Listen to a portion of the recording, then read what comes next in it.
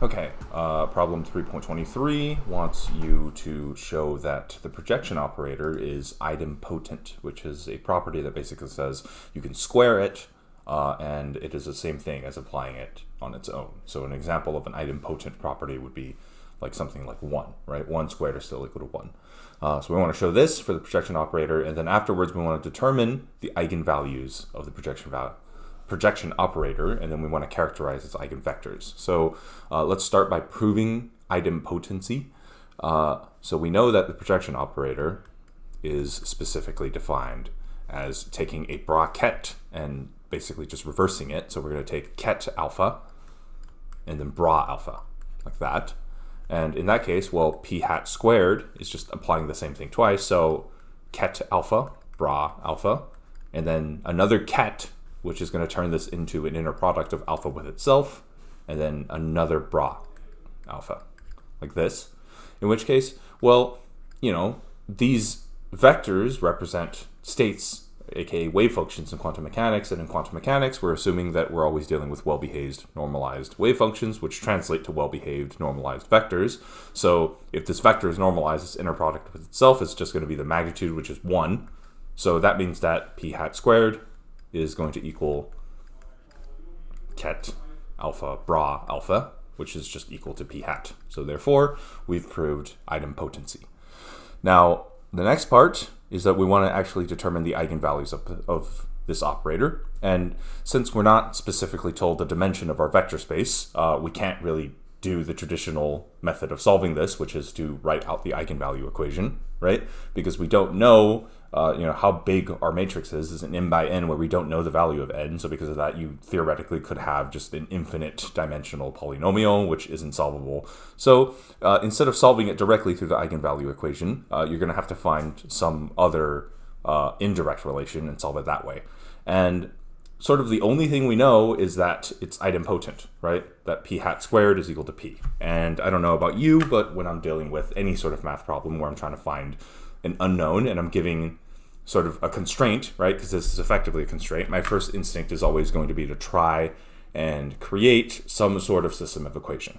So how can I make that? Well, sort of the only relation that I know so far is this idempotent relation. And I also know the fact that, I'm dealing with a operator, I'm trying to find the eigenvectors and eigenvalues. Well, the only equation I know that associates eigenvectors and eigenvalues is the eigenvalue equation, which says that, p hat times some arbitrary vector alpha, or, just to avoid notation mix-up, by some vector s is going to give me the eigenvalue of p hat little p multiplied by that same vector s, right?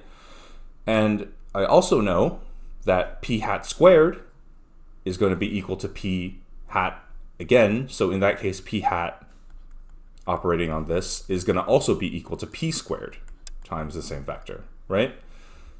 So, okay, now I have two equations, and now I have, a nice little system of equations that I can make. I can subtract the top from the bottom, in which case I get this side becomes, well, actually, let's subtract the bottom by the top so that I get p squared at the front. So p squared minus p operating on vector s is going to equal 0. So I'm taking this bottom equation, I'm subtracting by the top equation. In that case, I can factor this out. P minus 1, vector s is equal to 0, in which case p is going to equal 0 or 1. So this is my two eigenvalues. In general, no matter what, the eigenvalues for the projection operator, regardless of the dimension of the system, is always going to be these two values, 0 and 1. And next, you want to do the same thing with the eigenvectors. So if you want to do that, well, let's plug these p equals 0 and p equals 1 terms into the eigenvalue equation and see what happens. So if p equals 0, oops, my line is messed up. Anyway, if p equals 0, then I have p hat operating on vector s is going to equal, p being 0 means that this entire thing is just 0 times the vector s, which means that automatically this is just the 0 vector, right? And if we expand p hat, then this is going to be ket alpha times bra alpha, inner product with s, and this is going to equal the 0 vector.